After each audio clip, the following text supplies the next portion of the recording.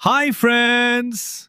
ప్రోగ్రామింగ్‌లో చాలాసార్లు ఒకే కోడ్‌ని రిపీట్ చేయాలి. అప్పుడు మళ్ళీ రాయాల్సిన అవసరం లేదు. దానికోసం మనకి లూప్స్ ఉంటాయి.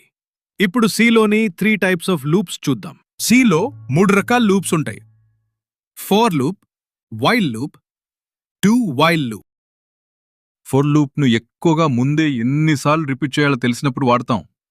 ఉదాహరణ four INT I is equal to 1, I less than 5 western I plus plus printf plus 10 I.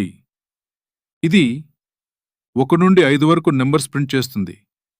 ఇక్కడ ఇంటి I is equal to 1 మొదలెక్కడిని అనేది I less than 5 ఎక్కడాకా అనేది I plus plus.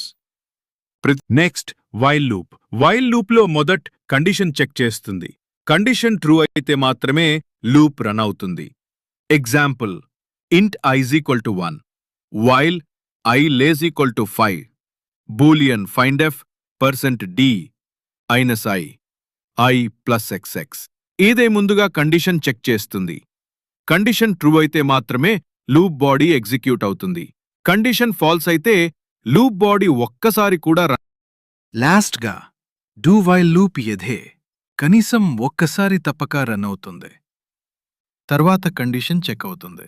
ఉదాహరణ int I equal to 1 do printf %d .i equal to I plus while I leg dot equal to 5. ఇక్కడ ముందుగా body execute అవుతుంది. తర్వాత condition. Finally four loop repetitions ముందే fixed ఉంటే వాడతారు. While loop condition true ఉన్నంత వరకు రన్ అవుతుంది. డూ వైల్ లూప్ కనీసం ఒక్కసారి తప్పక రన్ అవుతుంది.